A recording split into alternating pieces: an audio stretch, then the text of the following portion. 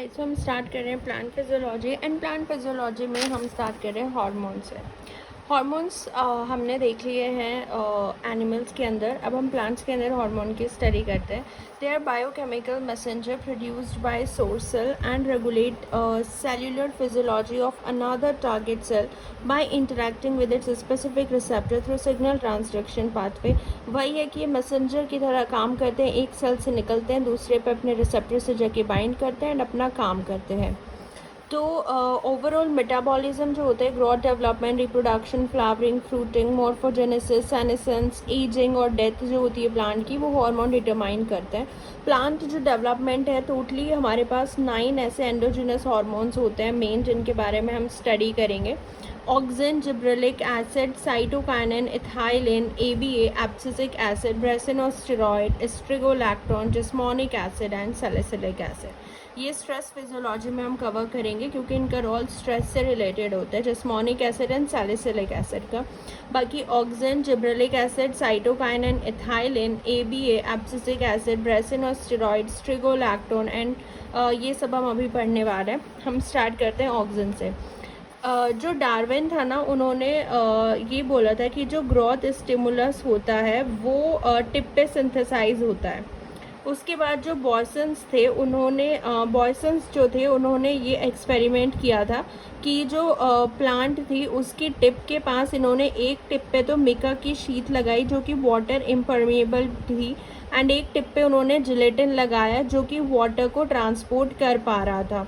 तो उन्होंने देखा कि जिस पे उन्होंने मेका की शीट लगाई थी वहाँ पे तो फोटोट्रॉपिज्म नहीं हुआ। फोटोट्रॉपिज्म मतलब लाइट के रिस्पेक्ट में जो टिप है ना वो मूव कर जाती है, तो ऐसे या ऐसे, मतलब वो जो टिप होती है प्लांट की वो मूव करती है।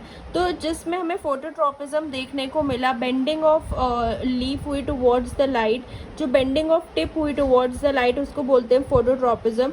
वो हमें जिलेटिन वाले में देखने को मिला। तो यानी कि हाँ, ग्रोथ स्टिमुलस जो है वो टिप पे ही होता है। मतलब जो स्टिमुलस जो ग्रोथ के लिए रिस्पॉन्सिबल होते हैं वो टिप पे होते हैं, ग्रोथ स्टिमुलस। एंड ऑल्सो ये भी पता चला कि वो वाटर सॉल्युबल होते हैं नेचर में, क्योंकि जब वाटर नहीं गया तो हमें बेंडिंग नहीं दिखी। तो ये एक एक्सपेरिमेंट है जो बॉयसन्स ने किया था। अब जो है ऑक्सिन की बायोसिंथेसिस देखते हैं। ऑक्सिन जो होता है ये सिंथेसाइज होता है at SAM, shoot apical meristem पे, जो हमारी यंग लीव्स होती हैं, फ्रूट्स होते हैं। लेकिन जो रूट एपिकल मेरिस्टेम है वहाँ भी स्मॉल अमाउंट में होता है, लेकिन मोस्टली ये शूट एपिकल मेरिस्टेम पे होता है जो यंग लीव्स एंड फ्रूट्स होते हैं। सिंथेसिस जो होता है इसका वो ट्रिप्टोफैन से होता है। ट्रिप्टोफैन अमाइनो एसिड होता है जिसके पास एक इंडोल रिंग होती है। ऑक्सिन को हम इंडोल एसिटिक एसिड भी बोलते हैं। इंडोल 3 पायरुवेट जो होता है मेन इंटरमीडिएट बनता है, इंडोल 3 पायरुवेट ऑक्सिन के बायोसिंथेसिस में। ऑक्सिन का पाथवे जो है वो रिडंडेंसी शो करता है, यानी कि मल्टीपल पाथवेज में होते हैं। Decarboxylation, deamination, oxidation, यानी कि कोई भी स्टेप किसी से भी पहले हो सकता है। तो मल्टीपल पाथवे शो करता है। ऑक्सिन जो बनता है वो ऐसा नहीं है कि पाथवे से बनता है। Decarboxylation, deamination, oxidation, कभी भी कोई सा भी प्रोसेस हो सकता है। तो ये इस तरीके का जो है ये ट्रिप्टोफैन की इंडोल रिंग होती है। इंडोल एसिटिक एसिड ऐसा दिखता है ये structure, indole acetic acid.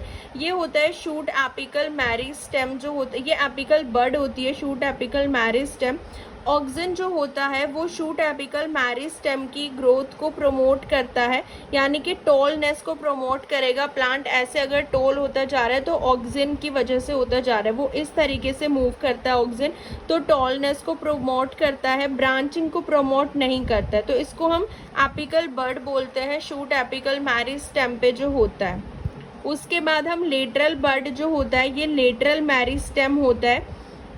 Lateral meristem जिसको हम बोलते हैं ऑक्सिलरी बड बोलते हैं यहाँ पे। तो ऑक्सिन जो है वो एपिकल बड को प्रमोट करता है, सैम का ग्रोथ करता है ऑक्सिन।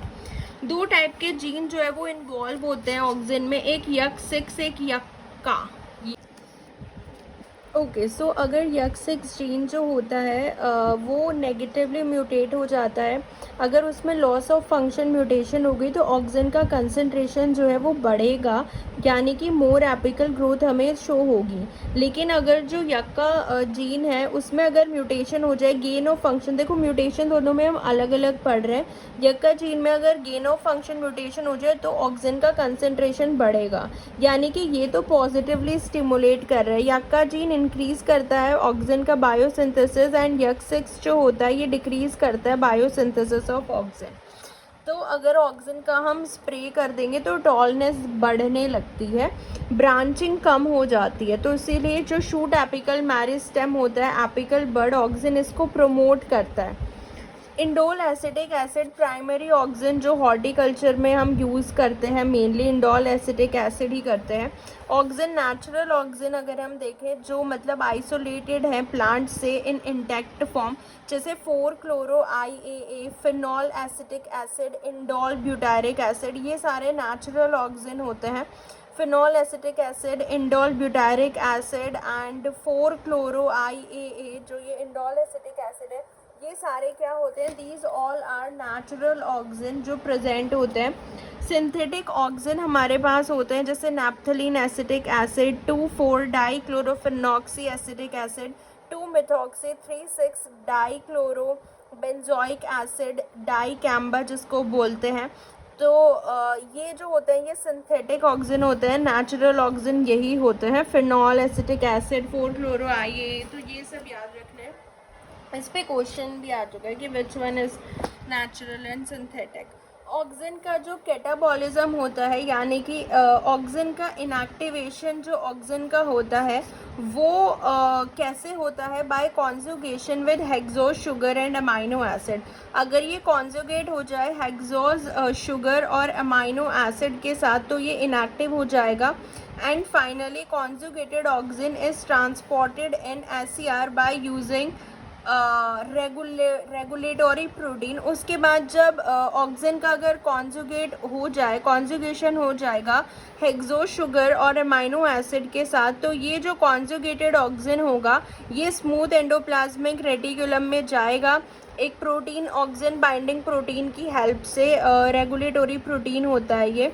ऑक्सीजन प्रोड्यूस्ड होता है शूट एपिकल मेरिस्टेम में, तो यानी कि इसको मूव करना चाहिए टुवर्ड द बेस, इसलिए इसका जो है बेसिपेटल ट्रांसपोर्ट होता है, यानी कि जब ऊपर ये फॉर्म हो रहा है तो ये नीचे की साइड मूव करता है, इसलिए इसका जो ट्रांसपोर्ट होता है वो बेसिपेटल ट्रांसपोर्ट होता है, यानी कि एपेक्स से बॉटम की साइड जाता है, और इसी को हम पोलर ट्रांसपोर्ट भी बोलते हैं।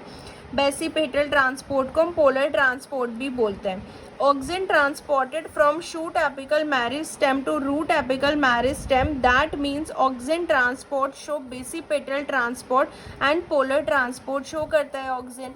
Small amount of oxygen synthesise होता है रूट एपिकल मेरिस्टेम में, वो भी ट्रांसपोर्ट होता है to the shoot apical meristem में, जो नीचे से अगर ऊपर की साइड मूव कर रहा है तो उस ट्रांसपोर्ट को हम एक्रोपेटल ट्रांसपोर्ट बोलेंगे, लेकिन उसका मैकेनिज्म अभी इतना क्लियर नहीं है।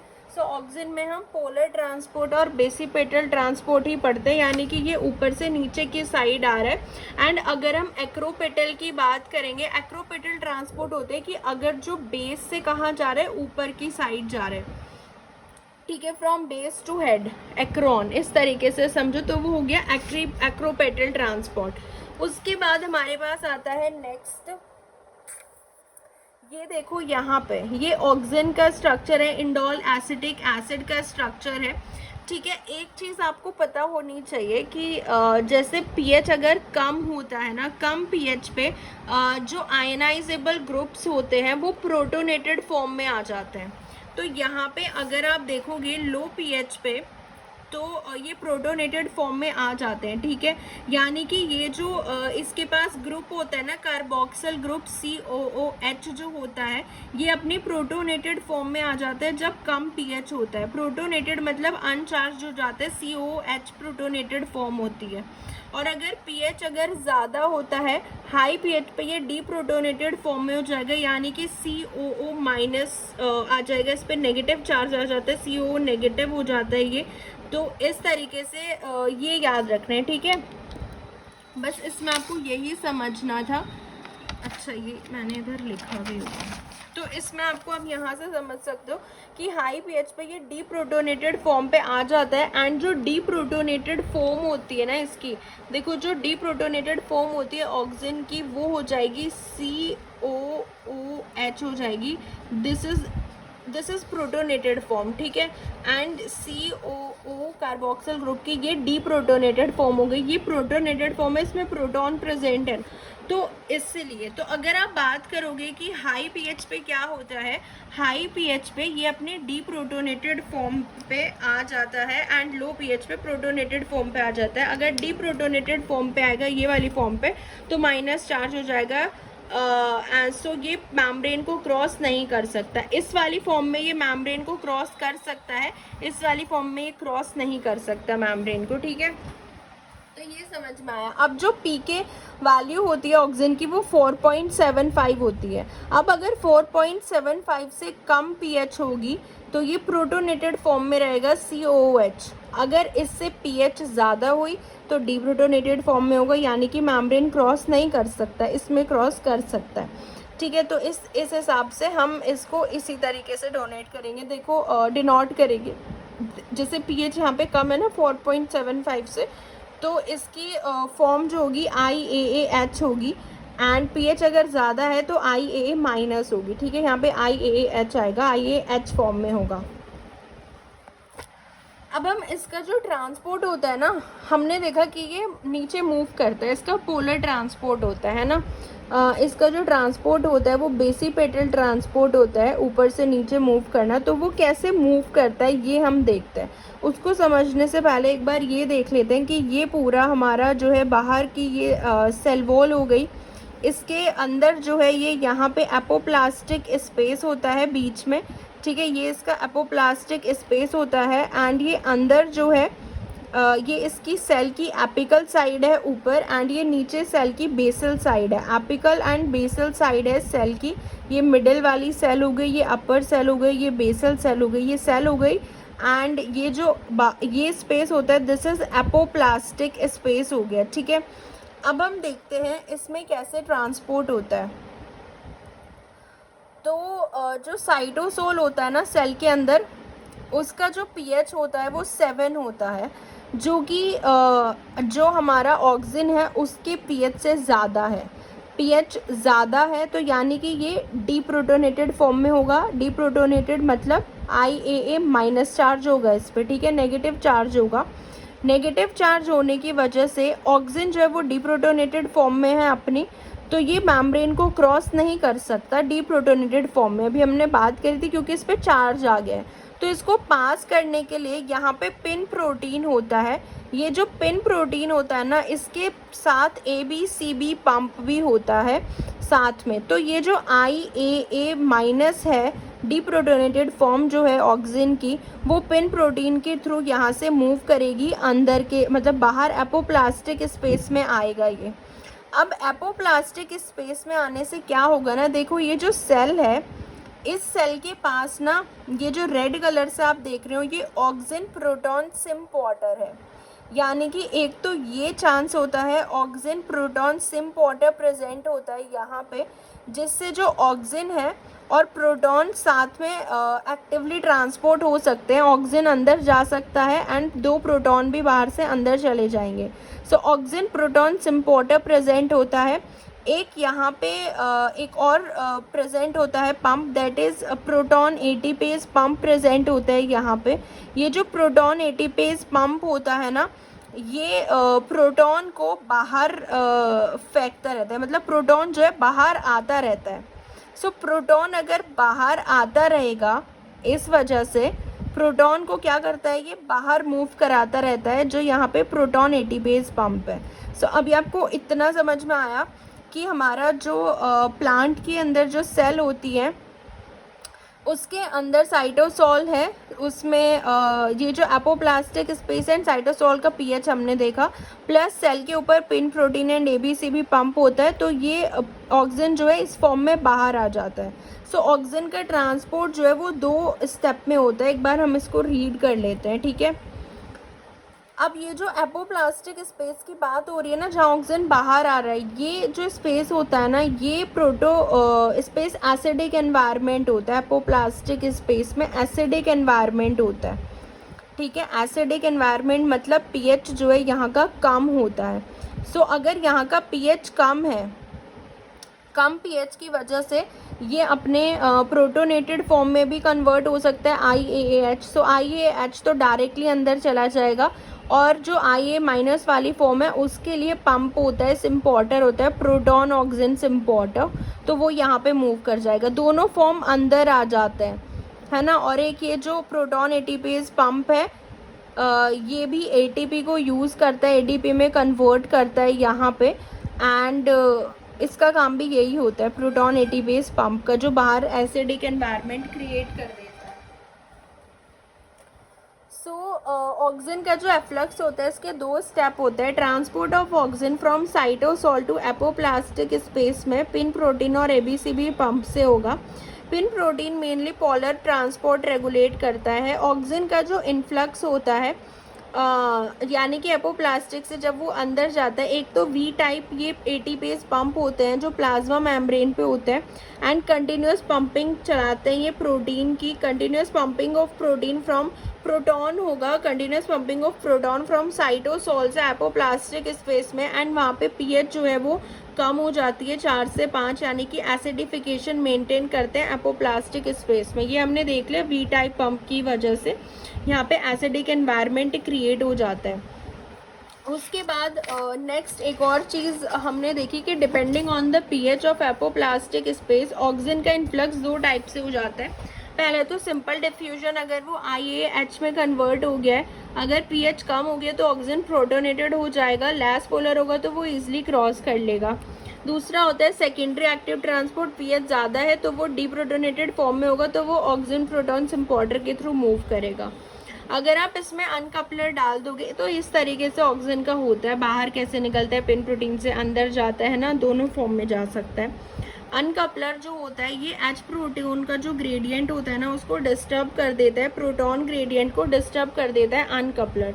सो अगर सेल को आप अनकपलर दे दोगे तो ऑक्सीजन का जो इन्फ्लक्स है वो ब्लॉक्ड हो जाएगा, क्योंकि वो ग्रेडियंट की वजह से ही ऑक्सीजन अंदर जा पा रहा है, तो ऑक्सीजन का इन्फ्लक्स ब्लॉक्ड हो जाएगा। अगर आप पिन प्रोटीन को म्यूटेट कर दोगे, अगर अनकपलर डाल दिया, इन्फ्लक्स ब्लॉक हो जाएगा। अगर पिन प्रोटीन म्यूटेट कर दिया तो ऑक्सीजन का एफ्लक्स ब्लॉक्ड हो जाएगा, बाहर नहीं आ पाएगा।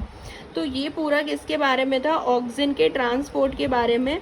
Pin protein mainly polar transport और जो बेसिपेटल ट्रांसपोर्ट होता है वो मेंटेन करता है। ऑक्सीजन की सिग्नलिंग देखते हैं।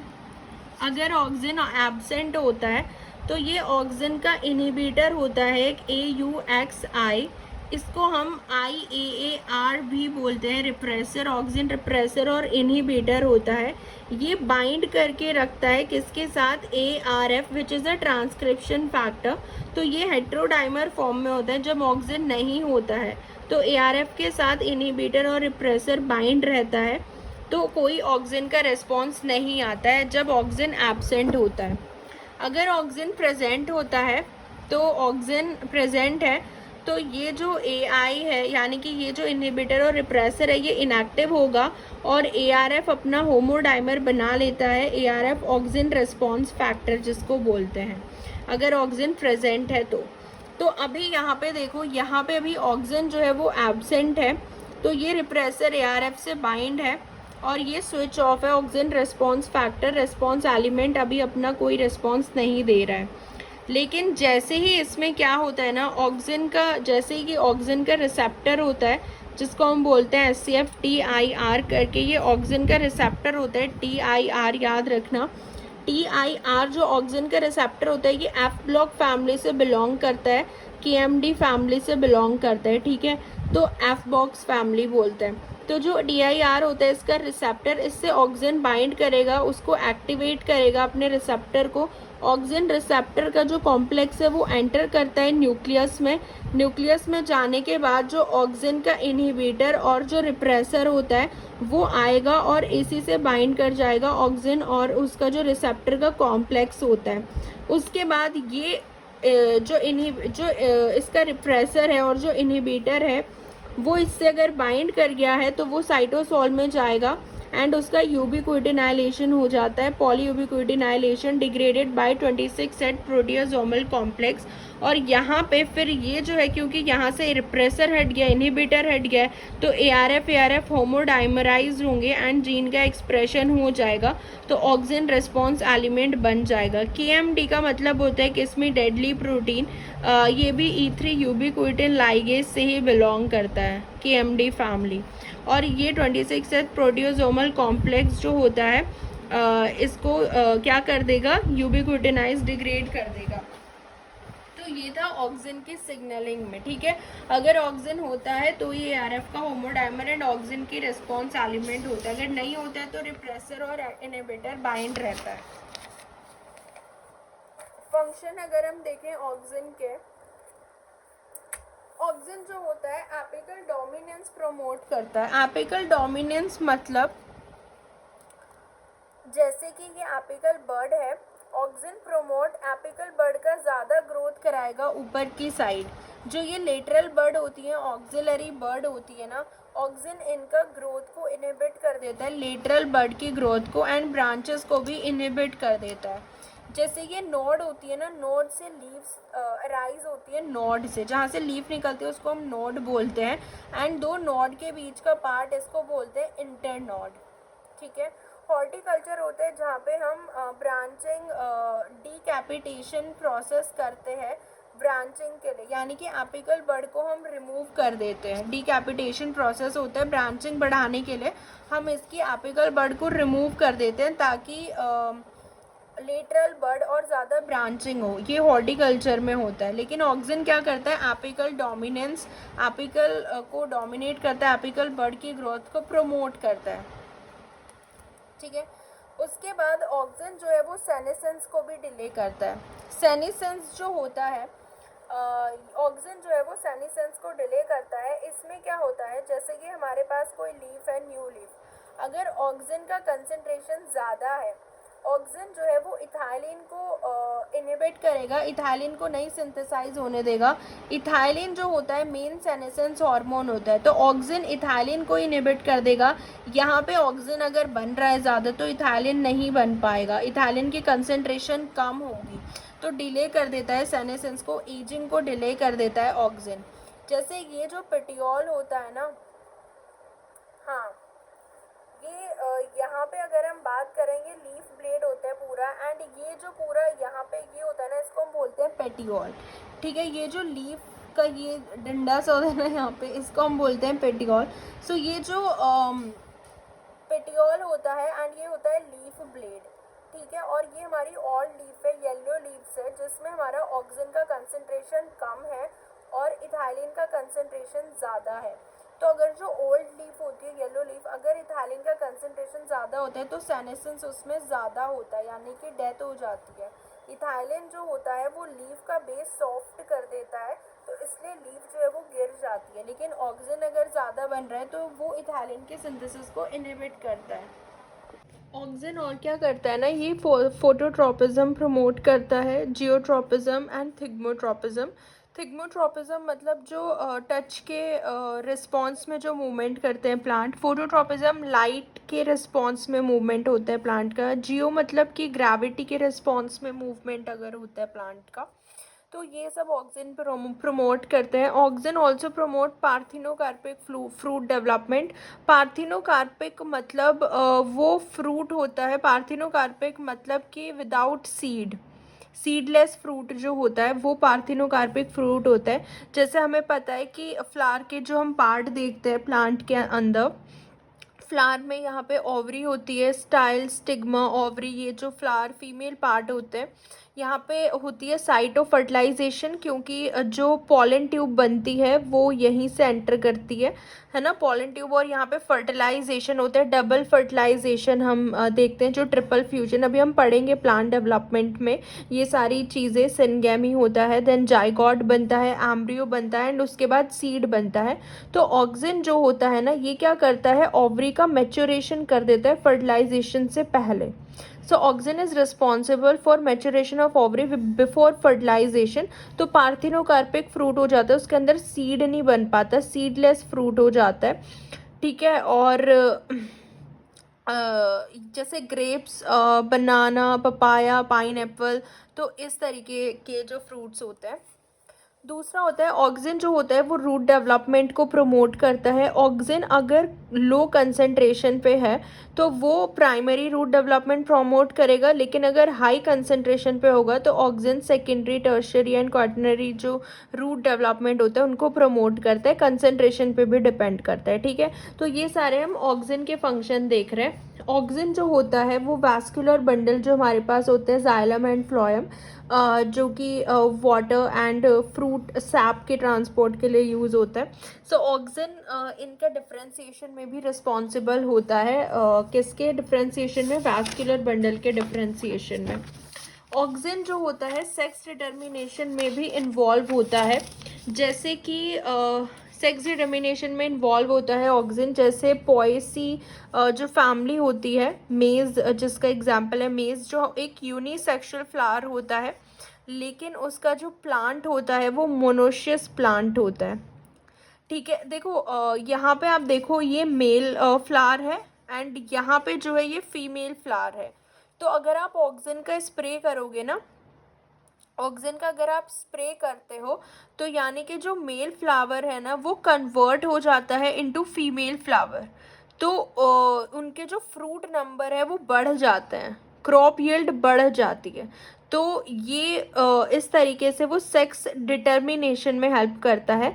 सेक्स डिटर्मिनेशन में ऑक्सिन के स्प्रे से ये हेल्प करता है, ठीक है। और ऐसे ही जो कुकुरबिटेसी फैमिली होती है, इन कुकुरबिटेसी फैमिली में जो फीमेल फ्लावर होता है, ऑक्सिन का अगर हम स्प्रे करते हैं तो वो मेल फ्लावर में कन्वर्ट हो जाता है। उस टाइम पे यील्ड कम हो जाएगा, क्योंकि फीमेल फ्लावर है तो यील्ड ज़्यादा होगा। तो ये सेक्स डिटर्मिनेशन में भी इन्वॉल्व होता है। दूसरा, ऑक्सिन जो है सेल ग्रोथ भी कराता है by expansion of cell wall. Auxin क्या करता है? सेल वॉल को एक्सपेंड करके सेल ग्रोथ भी इंड्यूस कराता है। सो ऑक्सिन की हमने सिग्नलिंग, ट्रांसपोर्ट एंड फंक्शन पढ़ लिया है। उसके बाद हमारा जो नेक्स्ट हार्मोन आता है दैट इज जिब्रेलिक एसिड, ठीक है। अब हम जिब्रेलिक एसिड के बारे में पढ़ते हैं।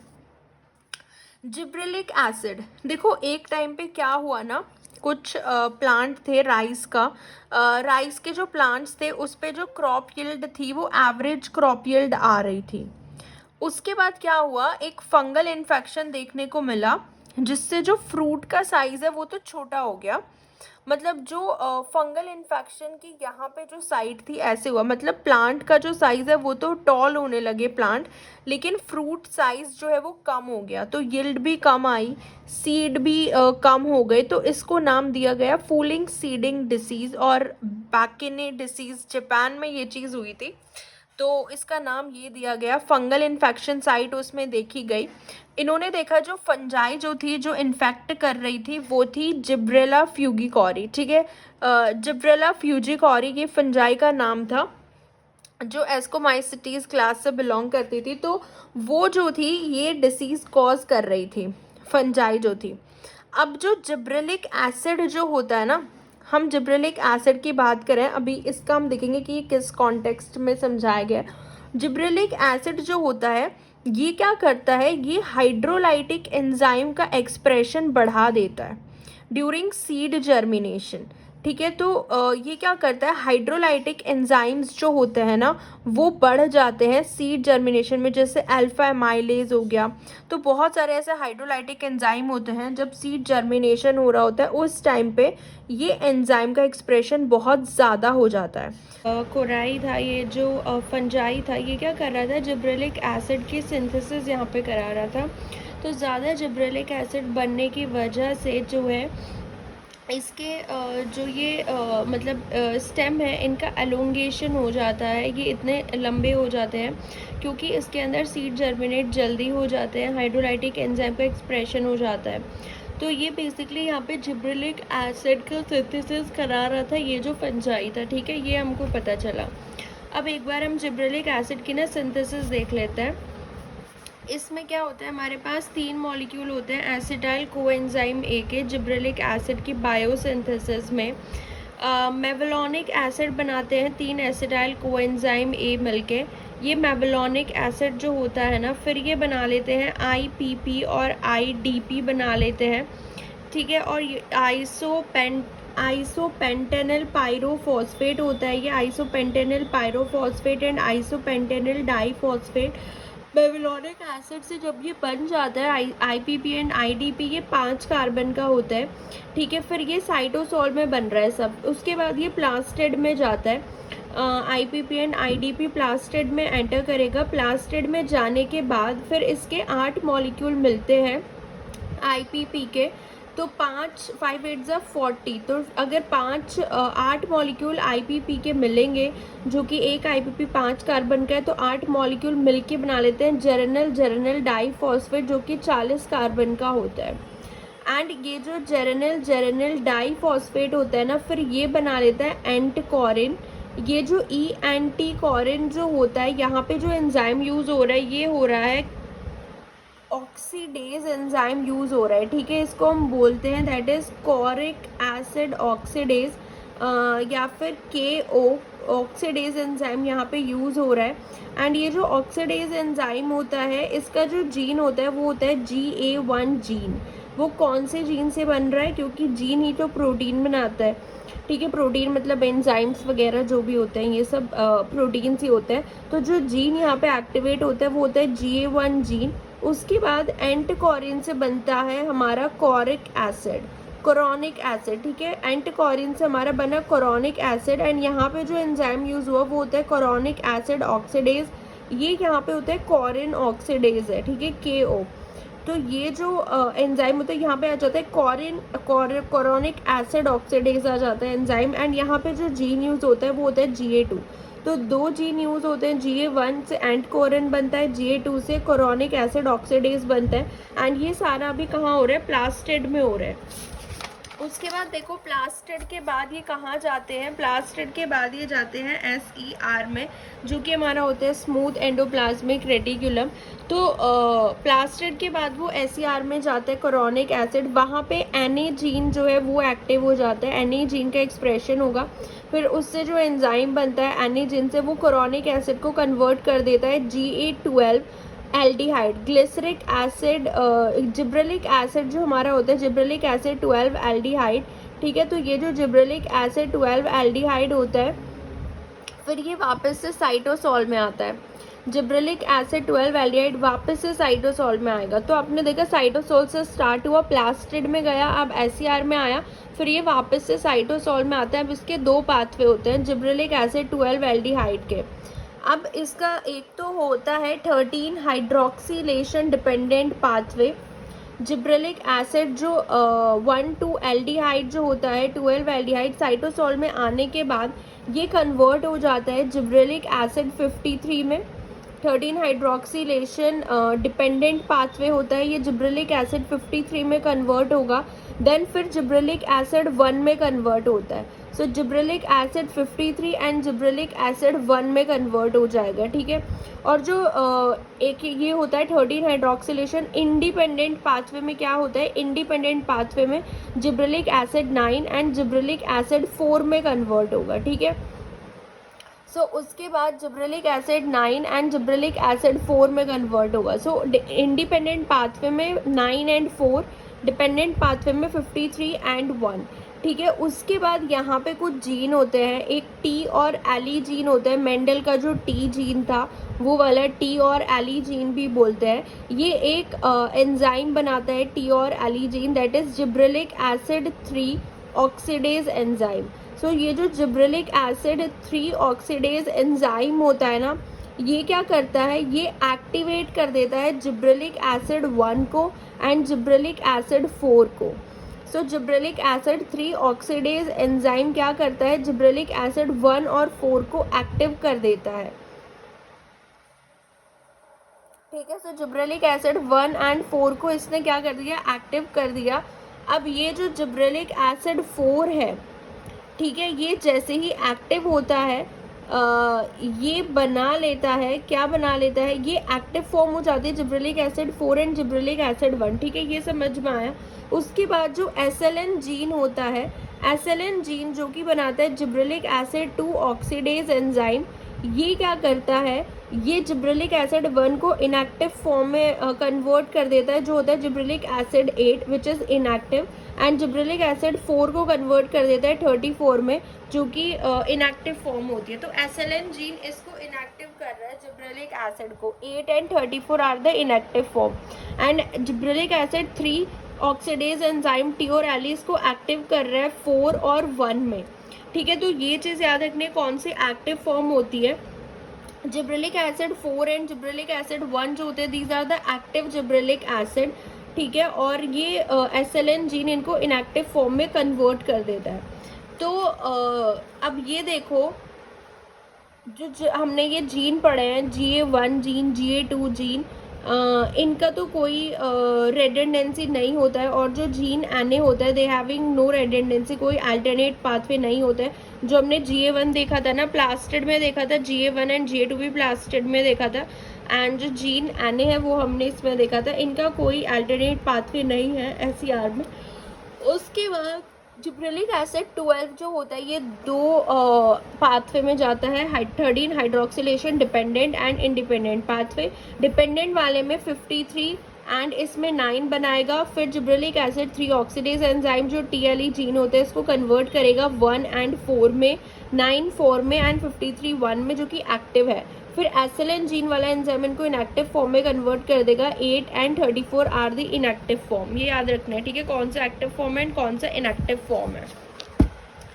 इसके बाद आपको इसमें ये जो जीन्स होते हैं, अगर ये म्यूटेट हो जाते हैं, जैसे हमने देखा कि अभी जो ये NA जीन था, ये जो जीन्स थे GA1 GA2 या फिर जो NA जीन था, अगर ये म्यूटेट हो जाते हैं ना, if these genes are mutated, तो जिब्रेलिक एसिड का कंसंट्रेशन क्या हो जाएगा, नेग्लिजिबल, क्योंकि जिब्रेलिक एसिड बनेगा ही नहीं, है ना, ये तो उसके बनने के प्रोसेस में ही है। और अगर जिब्रेलिक एसिड नहीं बनेगा तो फिनोटाइप कैसा होगा, ड्वार्फ होगा, छोटा होगा, क्योंकि जिब्रेलिक एसिड बनने से ही तो वो टॉल हो रहे थे ना प्लांट।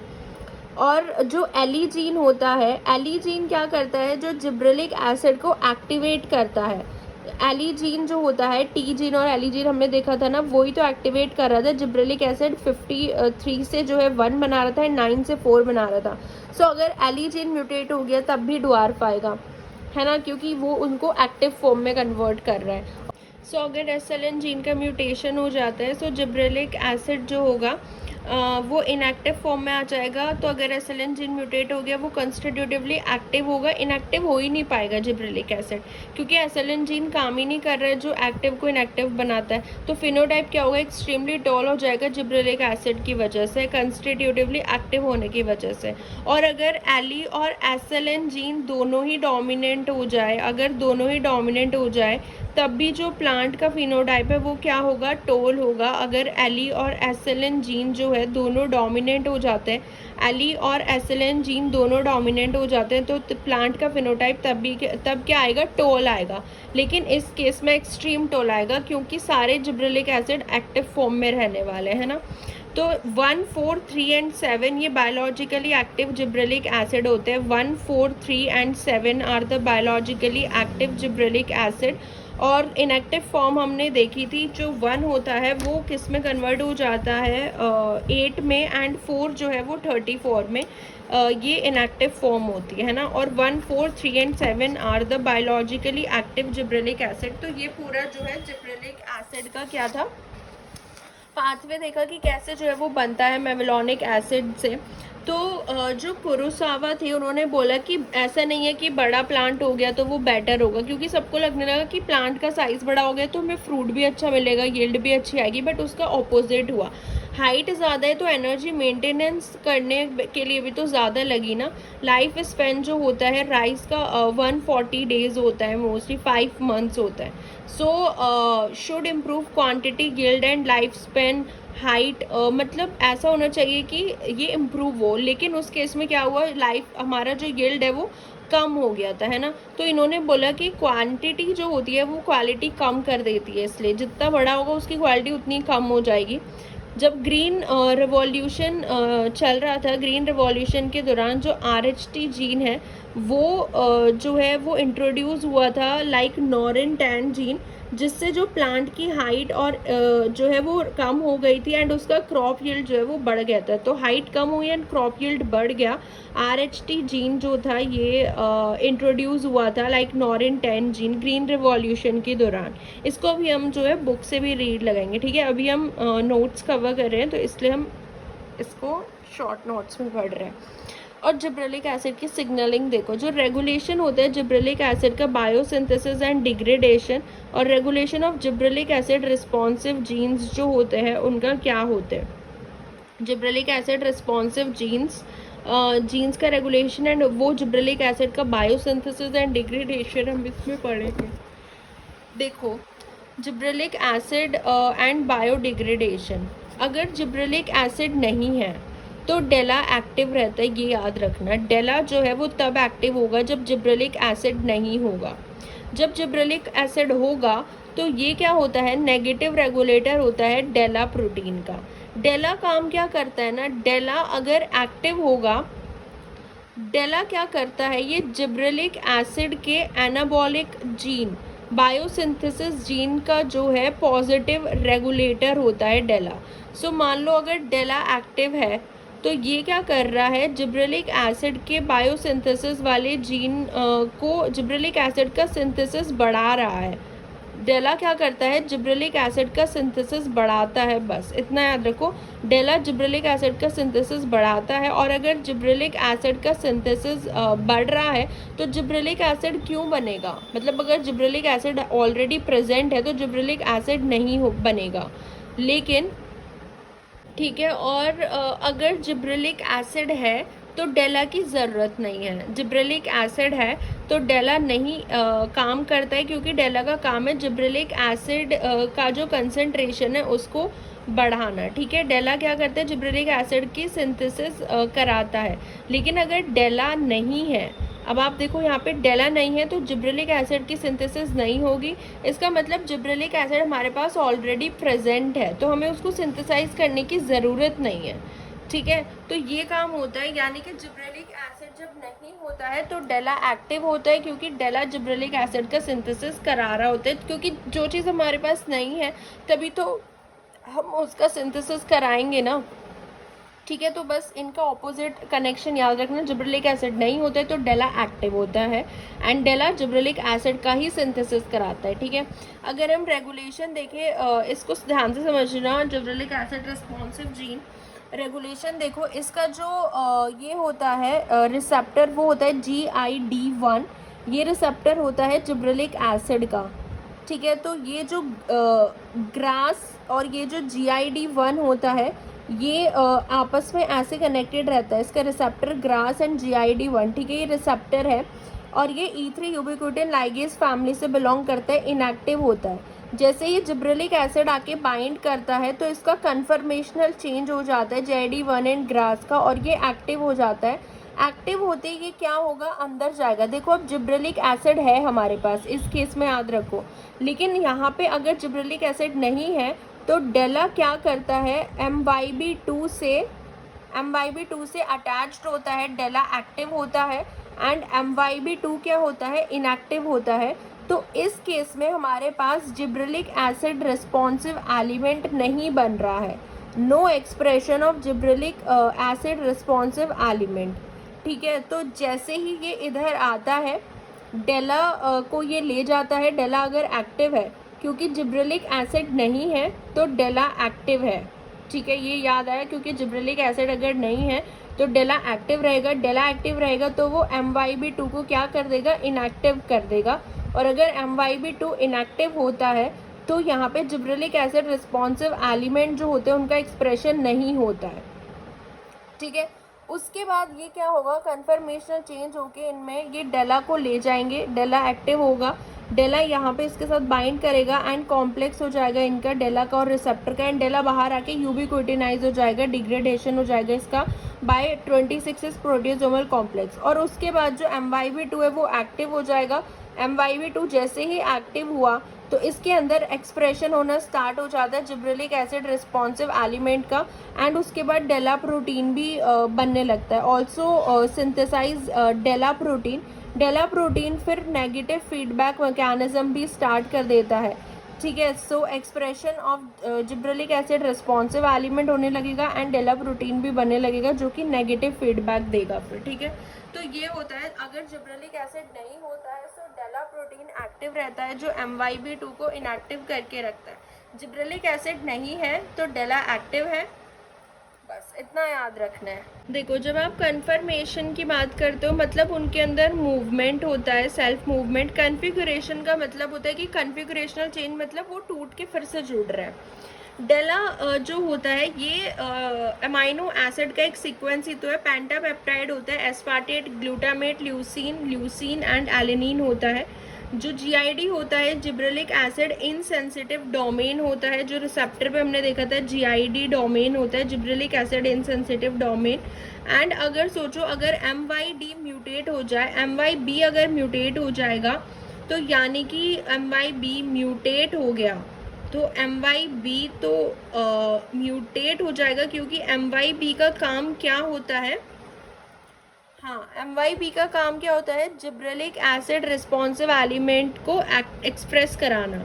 सो MYB अगर म्यूटेट हो गया या अगर GID म्यूटेट हो गया, क्योंकि ये दोनों क्या करते हैं, जिब्रेलिक एसिड रिस्पॉन्सिव एलिमेंट को एक्सप्रेस कराते हैं, तो इसलिए उस केस में ड्वार्फ होगा अगर ये म्यूटेट हो जाए, क्योंकि जिब्रेलिक एसिड रिस्पॉन्स हमें ऑब्जर्व ही नहीं होगा ना। In the presence of gibberellic acid अगर होगा भी तब भी हमें नहीं, जिब्रेलिक एसिड रिस्पॉन्स एलिमेंट नहीं होगा, रिस्पॉन्स हमें देखने को नहीं मिलेगा क्योंकि ड्वार्फ देखने को मिलेगा। लेकिन अगर डेला म्यूटेट हो जाता है, डेला अगर म्यूटेट हो जाता है तो जिब्रेलिक एसिड की सिंथेसिस होती रहेगी, क्योंकि डेला उसको बंद कराता है ना, इनएक्टिव कराता है।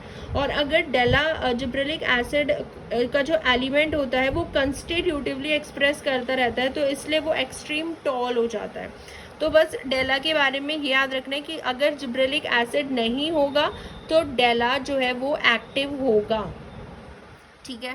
फंक्शन क्या होते हैं जिब्रेलिक एसिड के, जिब्रेलिक एसिड जो होता है ये इंड्यूस करता है पार्थिनोकार्पिक फ्रूट डेवलपमेंट मेनली, ये हमने ऑक्सिन का भी देखा था, है ना। जिब्रेलिक एसिड स्टेम का एलोंगेशन कराता है। जिब्रेलिक एसिड जो होता है फ्रूट डेवलपमेंट कराता है, स्पेशली इन ग्रेप्स में फ्रूट डेवलपमेंट, स्टेम को एलोंगेशन में ये बहुत इंपॉर्टेंट है, एंड पार्थिनोकार्पिक फ्रूट डेवलपमेंट, ठीक है। अब जैसे स्टेम का जो स्मॉल साइज है तो फ्रूट का साइज भी छोटा ही रहता है। ग्रेप्स में हम देखते हैं सीड आ जाते हैं, अगर हम जिब्रेलिक एसिड का स्प्रे कर देना तो सीड अबॉर्ट हो जाते हैं जिब्रेलिक एसिड के स्प्रे से, एंड फ्रूट का साइज बढ़ जाता है और स्टेम भी एलोंगेट हो जाता है, ठीक है। सो जिब्रेलिक एसिड जो होता है ये बॉल्टिंग भी कराता है, मेनली जो बाई एनुअल प्लांट्स होते हैं जैसे रेडिश, कैरेट, शुगर बीट जो होते हैं जिनके अंदर मॉडिफाइड रूट होती है, ये मॉडिफाइड रूट हो गई, ये यहाँ पे कंडेंस स्टेम होता है इनका, एंड ये रोजेट लीफ होती हैं, इस तरीके की रोजेट लीफ होती हैं इन सब में, रेडिश, कैरेट, शुगर बीट में। और जब हम जिब्रेलिक एसिड कराते हैं तो इनका बॉल्टिंग हो जाता है, एलोंगेटेड स्टेम हो जाता है इनका, ठीक है, एलोंगेटेड स्टेम हो जाएगा, बॉल्टिंग हो जाएगी। और ये जो फर्स्ट सीजन में देखो वेजिटेटिव फेज होता है रेडिश का, उसके बाद हम इसको जिब्रेलिक एसिड 11 सीजन में, सेकेंड सीजन में, first season and second season में रिप्रोडक्टिव फेज हो जाता है, यानी कि बॉल्टिंग भी करा रहा है, स्टेम एलोंगेट हो जा रहा है, ठीक है। और रेडिश टेट्रा मैरस होता है, क्रॉस शेप्ड इसका पैटल होता है, अगर हम देखें तो रेडिश का। उतना डीप नहीं जाने, बस इतना याद रखो कि जिब्रेलिक एसिड जो है वो बॉल्टिंग इंड्यूस कराता है mainly in by annual plant. And gibberellic acid जो होता है ये सीड जर्मिनेशन भी कराता है।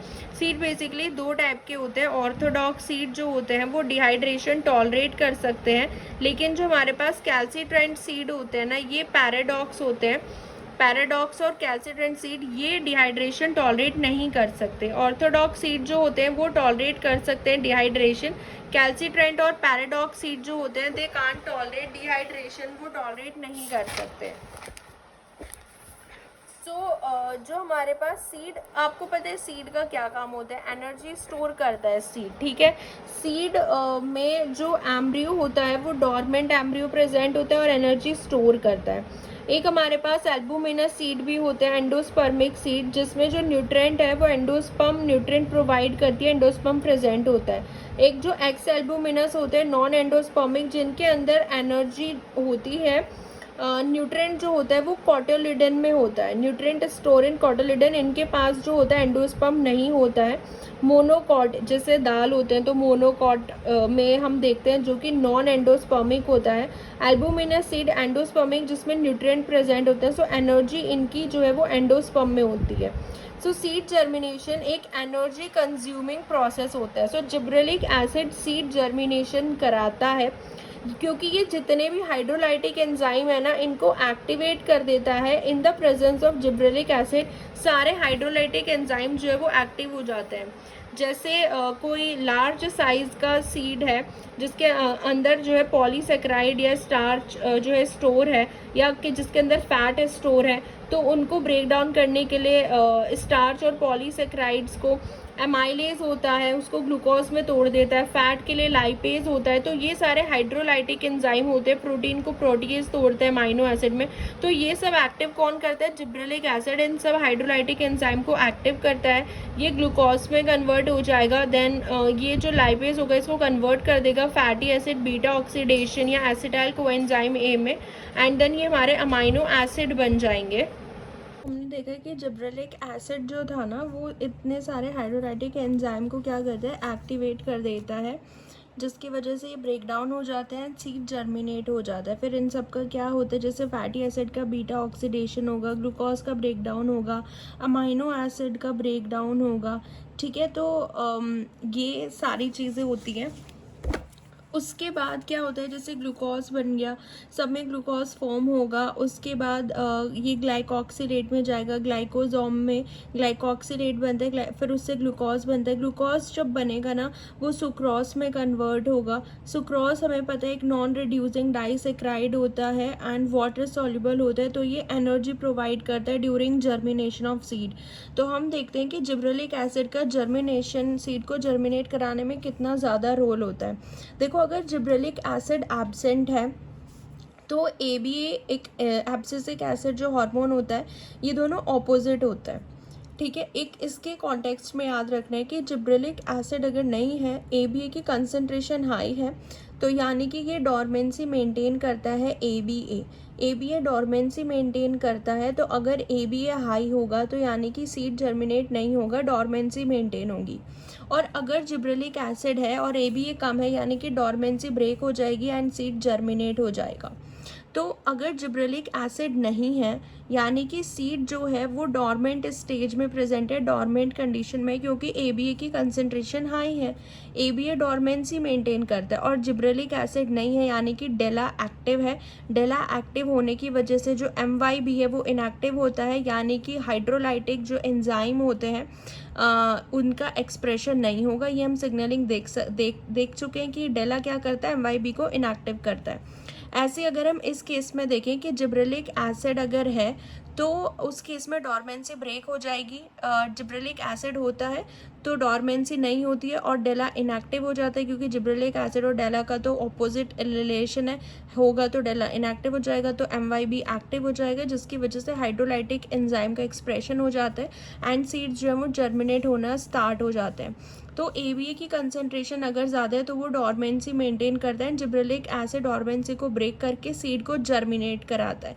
डॉर्मेंसी का मतलब वही कंडीशन होती है सीड की जिसमें वो जर्मिनेट नहीं हो पाता है।